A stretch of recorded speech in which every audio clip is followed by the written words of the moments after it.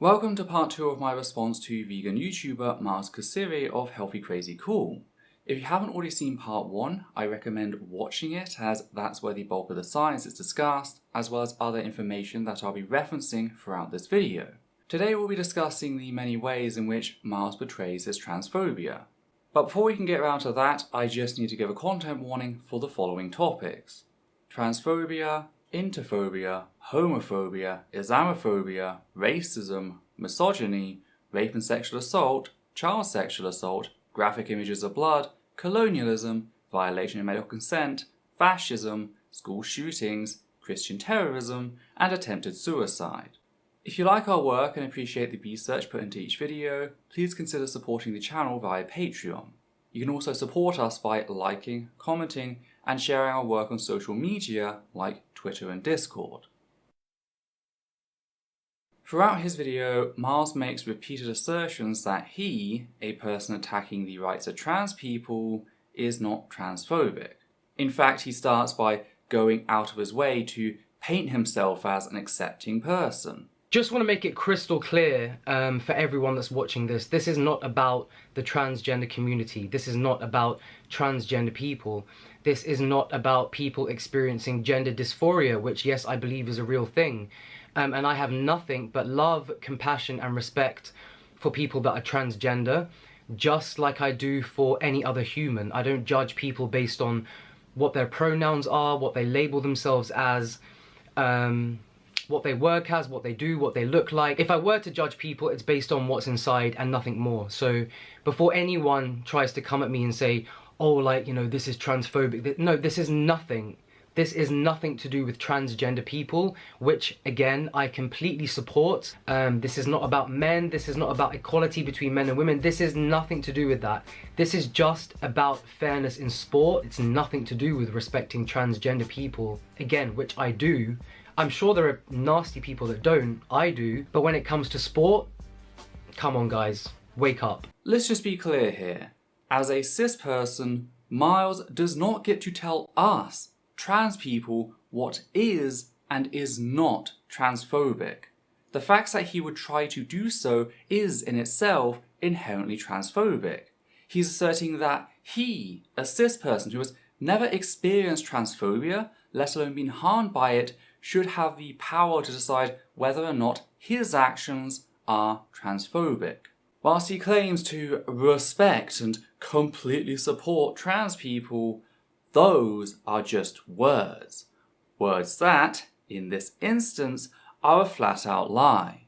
Far from showing us respect and support, Mars's entire video only exists to argue in favour of stripping trans folk of numerous human rights, including 1. The right to equality and non-discrimination. Mars is attempting to exclude a group of women from women's sports without basis. 2. The right to the highest attainable standard of physical and mental health. We saw the impacts that arbitrarily setting hormone levels can have versus figuring them out on a case-by-case basis in the previous video with Caster Semenya, a fact that is also true of trans women. 3. The right to sexual and reproductive health. Sexual health includes the mental health of not being raped. Being forced onto HRT can also make a trans person infertile, and withholding certain rights unless they do so does constitute attempted genocide. 4.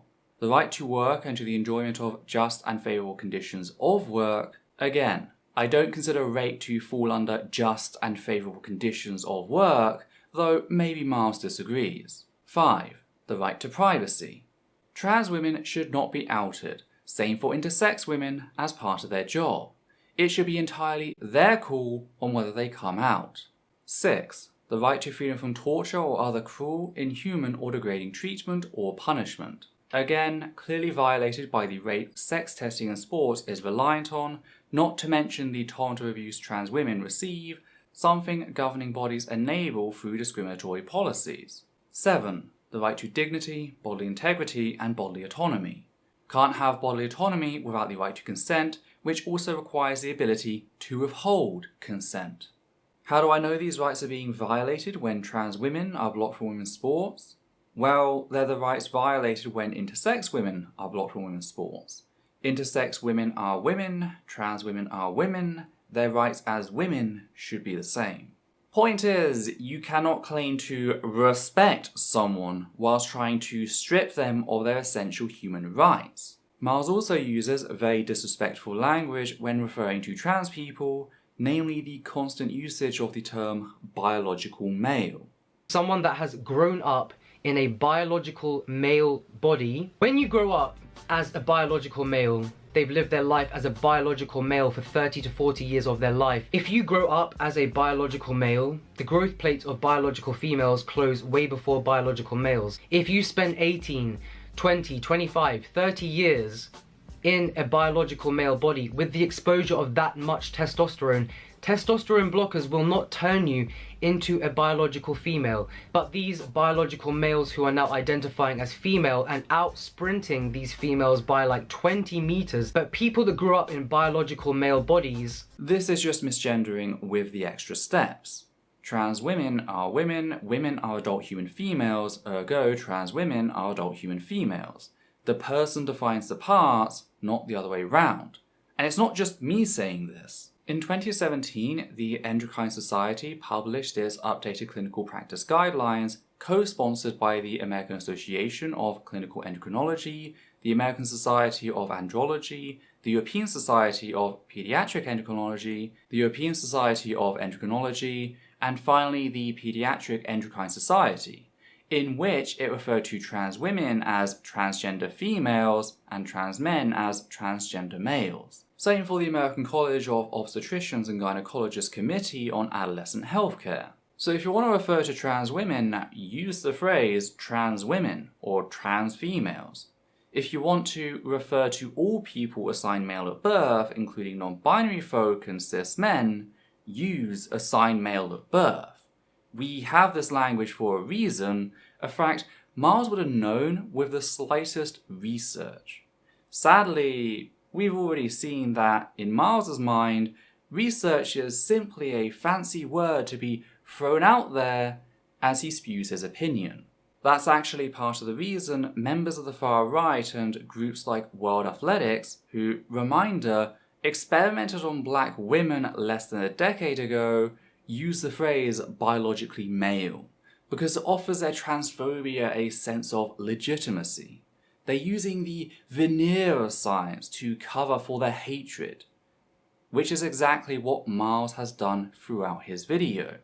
In fact, I believe the end of this segment, in which Miles presents trans women as a danger to cis women, is the one and only time he uses the term transgender women.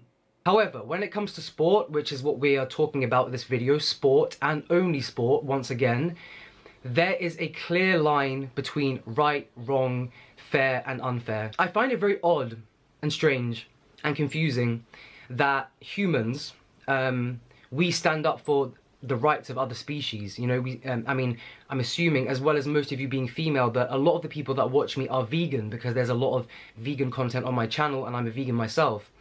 And that's the lifestyle that I promote and stand by. And you know, so many people are activists for that and standing up for, you know, what's right, what's wrong, what's fair, what's ethical.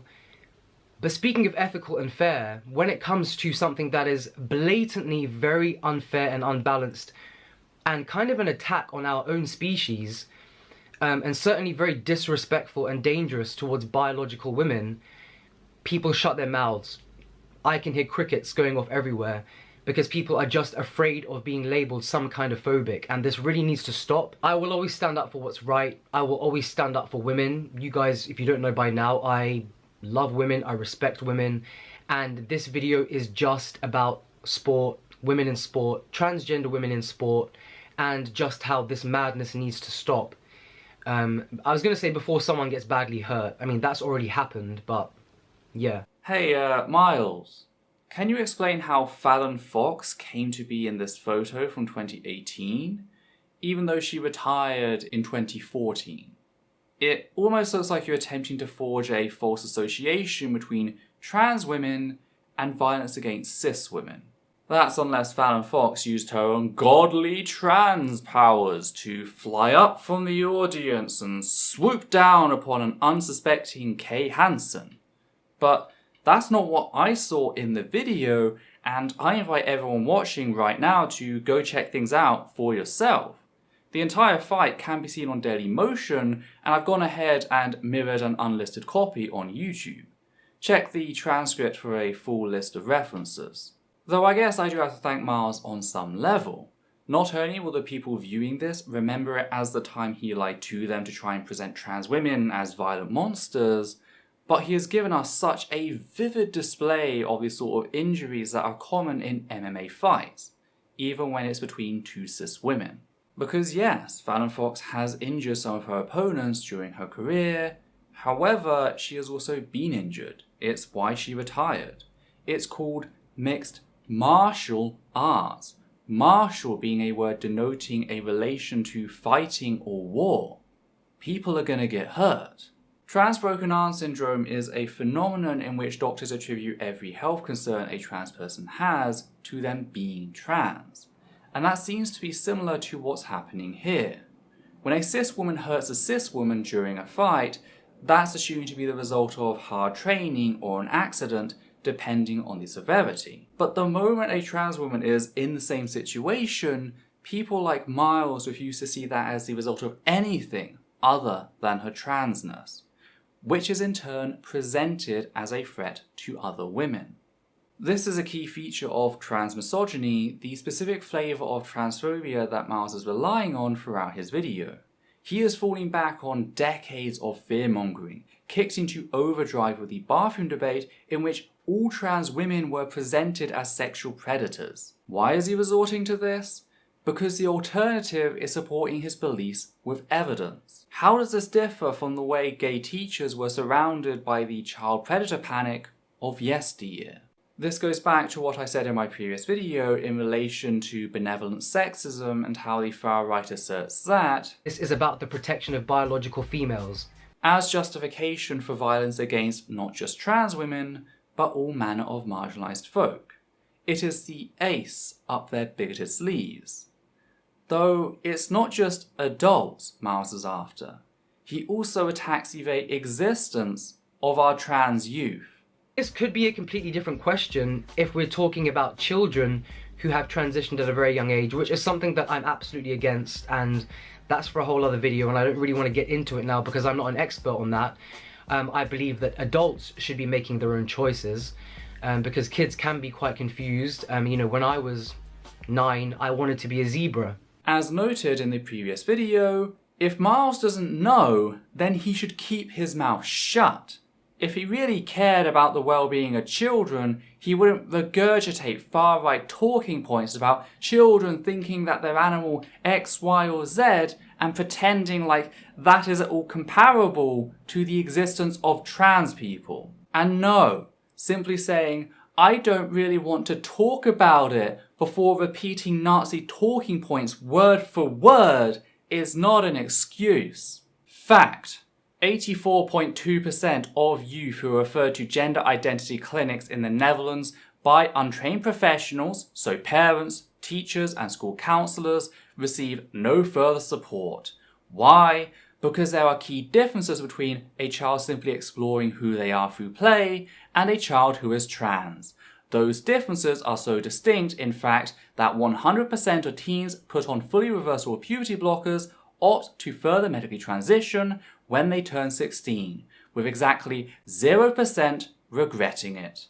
Meanwhile, refusing to support trans youth in allowing them to explore their gender, instead forcing them to go through the wrong puberty as part of an attempt to turn them cisgender, increases the proportion of trans youth who have attempted suicide in the past year from 8% to 57%. So I really wish Miles would stop using his ignorance as an excuse to spread harmful bullshit and rather start using it as motivation to learn. However, he also reveals his hand here in that he's creating a catch-22. You see, on the one hand, Miles asserts that no trans woman who has been through puberty should be allowed her human rights, whilst on the other, he asserts trans youth must be forced to go through the wrong puberty. For reasons, thus creating a state where a trans woman can never obtain her rights in his eyes. He even acknowledges this when he says, "This could be a completely different question if we're talking about children who have transitioned at a very young age." When faced with a potential solution, he turns it down, because what he truly wants is to hurt trans people, including our youth. And this would not be the last time Miles goes after trans youth, as can be seen in this section.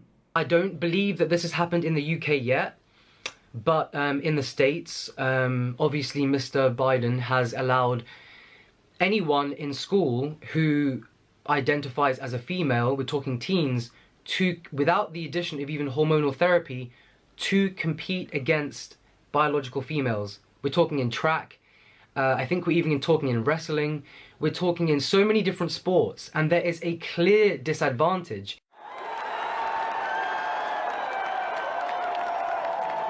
It's not just as simple as winning a race, losing a race, coming second, third or fourth, but these biological males who are now identifying as female and out sprinting these females by like 20 meters because of the obvious physical advantage are now robbing biological females of their college sponsorships. So this is actually affecting young females' lives in schools now. Again, he's not talking about adults here. Miles is honestly presenting trans girls, not trans women, but trans girls as a threat. Can't we just stop to think about that for a second? These are just kids just minding their own business, trying to exist and be accepted for who they are, only for him, a grown-ass adult, to come out of nowhere and pretend like they're some sort of invasive parasite stealing from vulnerable cis girls. Can we just acknowledge how fucking disgusting that is?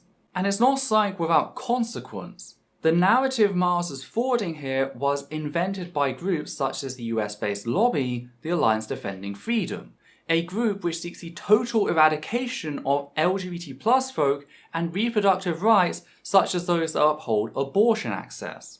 To quote US civil rights group, the Southern Poverty Law Center, "Using its international platforms, the ADF works with policymakers and other organizations to outlaw abortion, deny equality and marriage to LGBT people worldwide, and continue to push for a hard-right Christian theocratic worldview that is reflected in legislation and policies." And they do mean globally. After all, they're one of about a dozen far-right groups in the US who have spent hundreds of thousands of dollars supporting transphobia in the UK, making it appear like opposition to the GRA reform was a grassroots movement started by women when really it was the super-rich Christian fundamentalist partaking in some good old astroturfing. Groups like the ADF are also responsible for hundreds of anti-LGBT+ bills raging across the US, and at least 69 of them target trans participation in school sport using the same argument that Miles is. And whilst all testosterone-based sex testing is reliant on sexually assaulting women athletes, two of these bills, Florida House Bill 1475 and Idaho House Bill 500, explicitly sought to give parents and even students the power to challenge the gender of an opposing student. Said opposing student would then be forced to choose between being sexually assaulted by a member of staff or forfeiting, regardless of whether they've been tested for testosterone. Now, thankfully, both of those bills have been struck down, but that's still the end goal here. That's what this narrative was created for. There have already been instances of these groups turning up at school sporting events, pointing at girls who don't adhere to patriarchal ideals of femininity, accusing them of being trans, and demanding that they either be sexually assaulted or excluded. Now, why are they doing this? It's a form of Christian terrorism. Groups like the ADF are harassing any and all girls who fall outside their sexist ideal of a good Christian wife to try and force them to adhere to it. They see the moral panic surrounding trans athletes as the easiest way to undo what they perceive to be the damage inflicted by feminism upon God's intended order for things. A way to teach young girls their place in society, if you will, namely under the boot of their future husbands. They're not put off by the fact that this hurts trans, intersex, black and lesbian girls. In fact, they seem to revel in the prospect. It's a bonus to them. Shit was already bad enough before the sports stuff kicked off. I remember covering a story back in 2018 in which a student was forced to sit out in the hallway during a school shooting drill because they were deemed too dangerous to be allowed inside the shelters the school had installed. And now Miles, the piece of shit he is, wants to come along and add to that.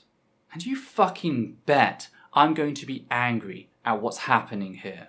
What's interesting is that between 2014 and 2016, before the Biden administration, the US Department of Education's Office of Civil Rights made it very clear that it is the right of every transgender student to compete as their gender irrespective of whether they've undergone medical transition or not, and that any attempts to block them on the basis of their trans or medical status would fall under sexual discrimination.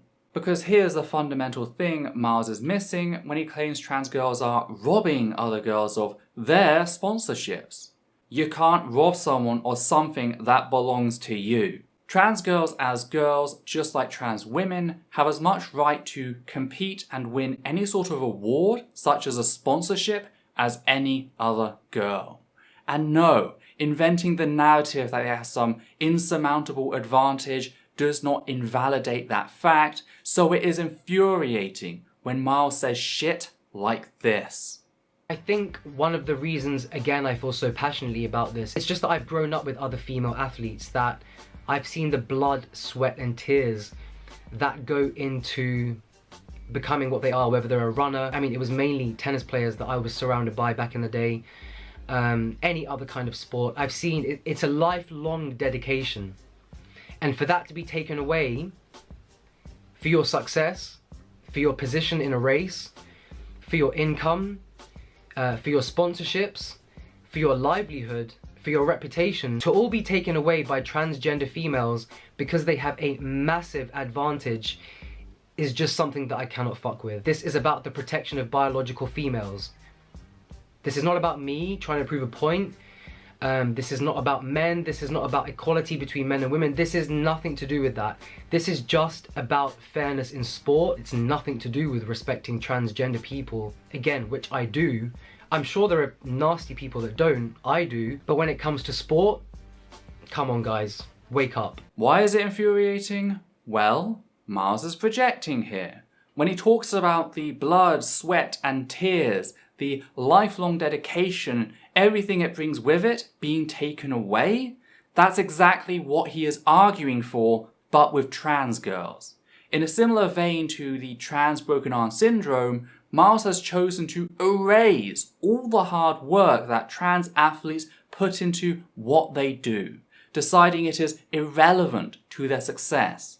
He is actually erasing the very real blood, sweat and tears they've put in. Why? Because he believes they haven't suffered enough, like he believes cis women should.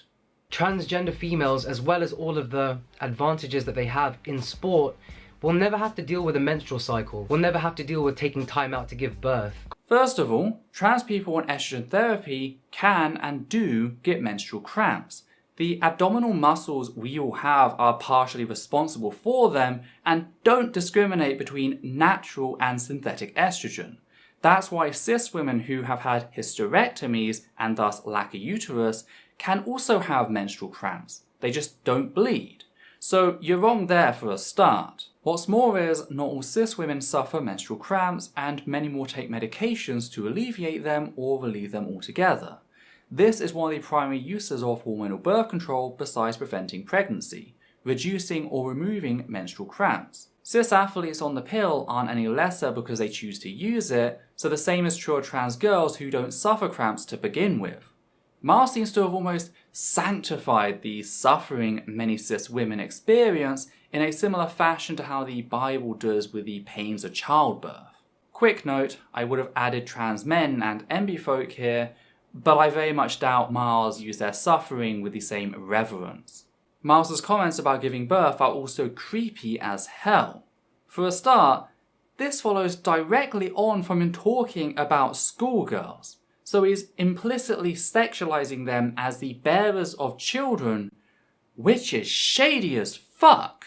But even if he were talking about adults here, not all women want or can have children, and that fact does not make them or their achievements any lesser, which again also applies to trans people. What Miles is attempting to do here is forge a connection where womanhood implies childbearing, which is a position shared by both British neo-Nazis and the US ADF. In fact, the argument only makes sense if you believe it is a woman's essential duty to pump out babies, which says a hell of a lot about Miles and how he views women. That they only have value in his mind based strictly on their potential as incubators, which is fucking horrific. It's also recycled homophobia. The whole, well, they can't have children is the go-to argument groups such as the ADF use when arguing against marriage equality, hitching a person's worth to the prospect of having children. Suffice to say, it's not a healthy outlook and is very likely responsible for the majority, or at least a sizable portion, of child abuse. Making people feel like it's their obligation to have children, irrespective of their situation or actual wants, is a sure and fast way to create broken homes. What's more is, I can make the exact same argument. No cis girl has ever been pushed so far as to consider taking her own life because she is cisgender. No cis girl has ever been forced to sit outside during a shooting drill, effectively being told that her life is expendable because she is cisgender. No cis girl has ever had people try to take away her achievements because she is cisgender. This selective empathy that Miles is displaying, only acknowledging the work and effort put in by cis girls to overcome the obstacles in their life, is really fucking awful.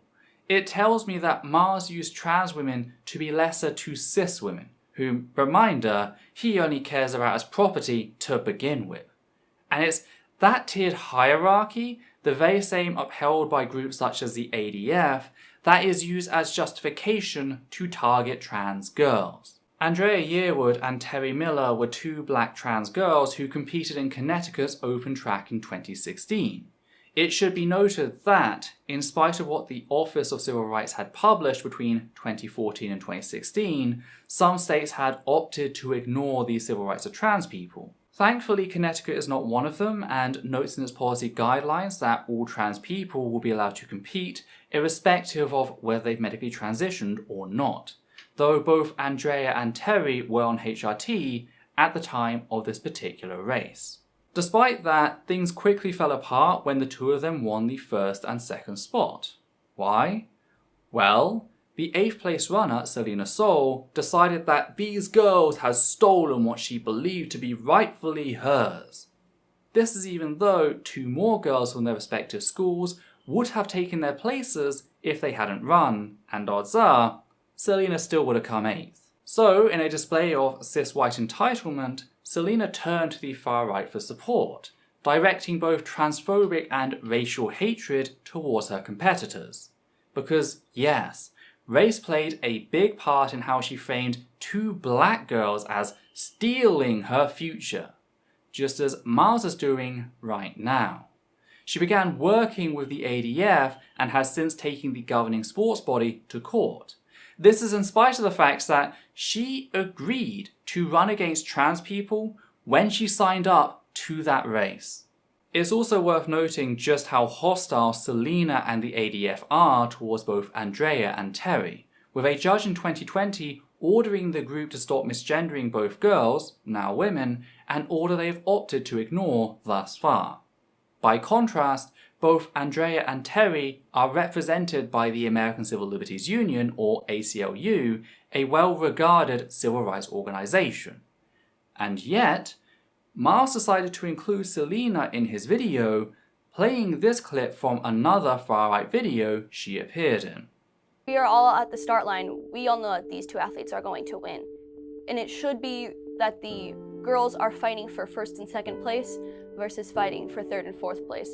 Because in a given race, us girls, we will switch on and off with winning. It's not always the same girl each time, but when these 2 athletes participated, it is always one of them who is winning the race. This can greatly impact my future with college scholarships, because on the results pages from the meets, there's no identification that these 2 athletes are transgender. They would have no idea that these athletes are transgender, but they're going to see that their times are way higher than any other girl in the field, and they're going to want to recruit. or try to recruit those two athletes. Fun fact, one of Selena's co-plaintiffs in the lawsuit, Chelsea Mitchell, lied by omission in her court testimony. What did she leave out? Oh, only the very important facts that she'd beaten Terry Miller at 2 separate sporting events. One could almost say that Chelsea and Terry switched on and off with winning. Which raises some questions. Why is winning one race enough to be condemned forever when losing 2 is not enough to be absolved? And why is the same standard not applied to anyone who isn't trans? Well, because it's not about fairness, it never was. It's about justifying transphobia. But there's something else I need to point out about Selena's little section here, and that's the fact that she's actually demanding workplace discrimination against trans people. She complains that there's no identification that these 2 athletes are transgender. They would have no idea that these athletes are transgender, but they're going to see that their times are way higher than any other girl in the field, and they're going to want to recruit or try to recruit those 2 athletes. What she's implying is that the recruiters should be told which athletes are trans so that they can be excluded from professional sport. That is workplace discrimination. This is why a potential employer can only ask a person about their trans status or sexuality. They can't demand to know that information. Because if you were legally required to hand that information over, history has shown us that many businesses would use said system to discriminate against LGBT+ folk, part of what is known as silent or hidden discrimination. So Selena is targeting more than just the civil rights of trans people to compete as their gender, she's also targeting their civil right to be free from employment discrimination. She therefore stands as a really good reminder that as much as neurotypical white allo-cishet women have endured throughout history, they've also been more than happy to partake in and even spearhead violence against other marginalised folk. Sadly, the abuse seems to have worked, at least in part. Yearwood, who I remember used to talk so passionately about what sports meant to her 2 years ago, is no longer pursuing them. But don't you worry, Mars has his own brilliant solution to a problem entirely invented by the far right. Now what might that solution be? It's segregation. It's always segregation. You're probably thinking, well, what's the answer then? You know, we can't exclude transgender people from sport, and I completely agree. But the answer is not to put transgender females against biological females. That is just not fair. Maybe they need their own separate category. Or, and this is just me spitballing here, Mars could just stop harassing women. That's a much better solution. Unfortunately, Mars isn't quite done when it comes to ticking all the boxes on transphobia bingo, because, of course, he has his token trans people. And you'll never guess who the first one is. Again, I'm so passionate about this because I care so much about women, I care so much about sport, I have personal experience with this, and I'm really actually pissed off with myself for being afraid to speak about this for multiple months. Like I said at the beginning of the video, it is a great thing that more people are speaking up about this. And even transgender people themselves. Caitlyn Jenner has spoken out about it and said it's clearly unfair. I mean, is she transphobic? She's transgender herself? No, she's just someone that has been a professional athlete and knows the obvious difference between someone that has grown up in a biological female or male body. It's just a fact. The answer to your question is a firm and resounding yes. Caitlyn Jenner is incredibly transphobic, not just on sports, but so many aspects of trans life. She has what is known as internalized bigotry. That is a phenomenon where a person belonging to a marginalized group internalizes the prejudicial narratives created by the status quo. That's why a number of women support the removal of human rights that predominantly impact women, such as those guaranteeing abortion access. That's why Selena Soul is more than happy to work for an organization that seeks to subjugate her as part of their mission statement. That's why, regardless of the form of bigotry, there are always members of the oppressed group siding with the oppressors, members who will then go on to be pushed to the front in a purely symbolic gesture meant to deflect genuine criticism, part of a practice known as tokenism. There are a number of reasons as to why a marginalized person might allow themselves to be tokenized, such as a sense of self-preservation or even special privilege. But regardless of whatever the reason is, yes, they are still a bigot, even though their bigotry is pointed inwards, at least in part. A trans person can be transphobic, a gay person can be homophobic, a black person racist, a woman a misogynist, and so on.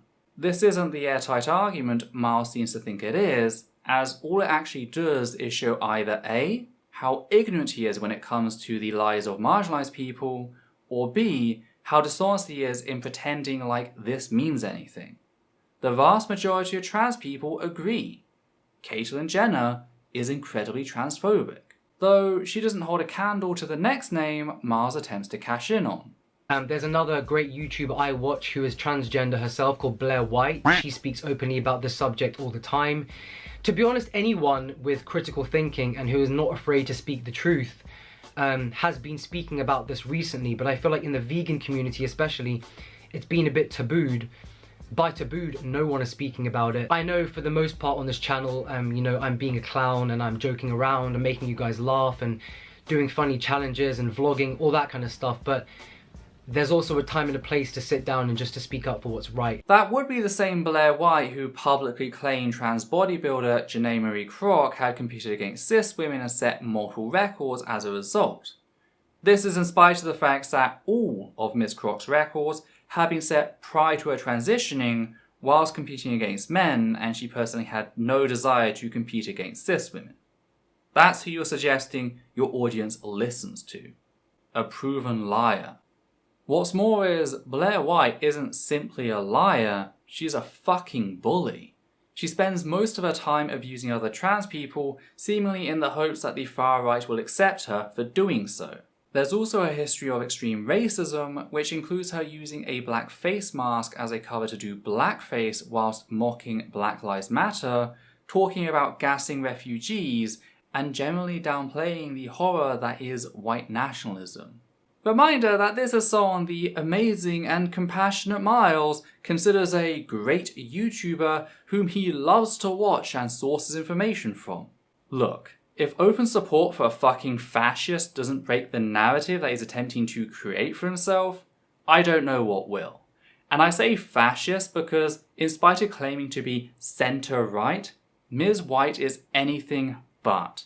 I mean, she's willing to work alongside no-Nazi Richard Spencer, who some of you might remember from his little display at a Trump rally in 2016.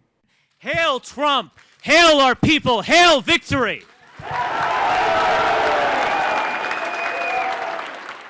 Why yes, those are Nazi salutes being thrown up all over the lecture hall in celebration of what he's saying. Though don't you worry, he got what was coming to him in 2017. It's Pepe's become kind of a symbol. Richard Spencer is the Nazi in the "is it okay to punch a Nazi" discussion.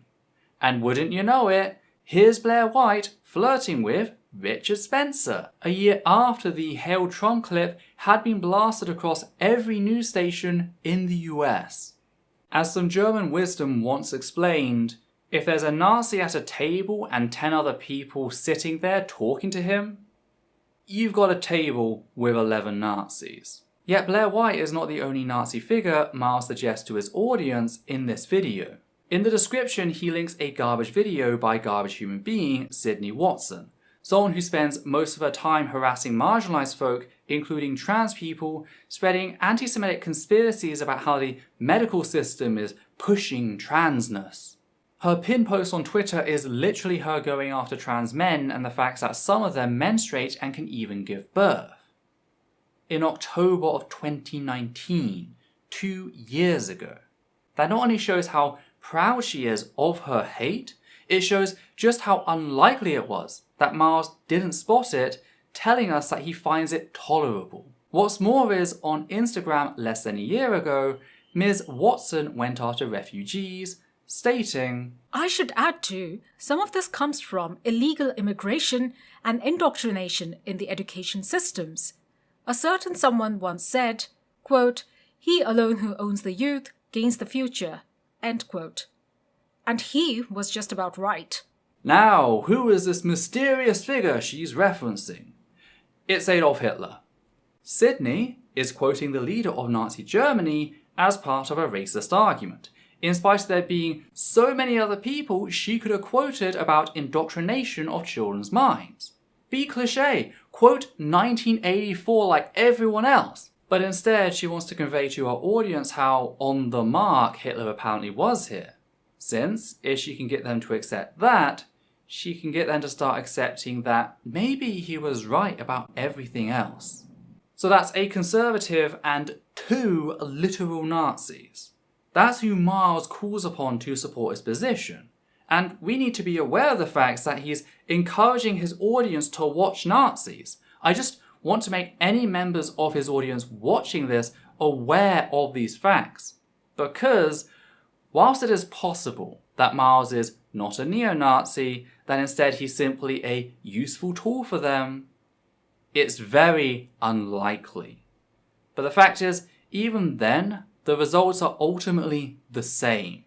This video does nothing but normalize the presence of Nazis in day-to-day life, which is far too dangerous to ignore.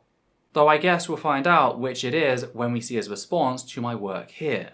Will he ultimately double down, proving everything I said thus far to be correct? Or will he actually do the right thing, not only removing his current video, but taking steps to fix the damage he has undoubtedly caused the trans community? And that's it. That's the response. Did I cover everything? Not even close. As noted, I'm already working on a piece covering both the historical events and science used throughout this response in greater detail.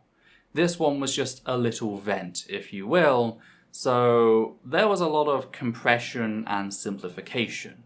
If you want an even deeper dive into these things, be sure to subscribe and stick around. So with that noted, what do you all think about Miles' video? Do you think he'll double down or that he'll actually try to fix things? Why do people who claim to be compassionate forward bigoted bullies to their audience? Why are people like Miles so resistant to the idea of doing some actual research? Did I miss something you noticed? If so, be sure to let me know in the comments down below. Just understand that abuse won't make it through. And if you like what we do here, please consider becoming one of our wonderful patrons who make all this possible. On that note, we'd just like to thank the following people: Matthew Kovac, Hannah Banghart, Garrett Van Vorst, and Cthulhu, and for myself, Adita and Levi, take care now.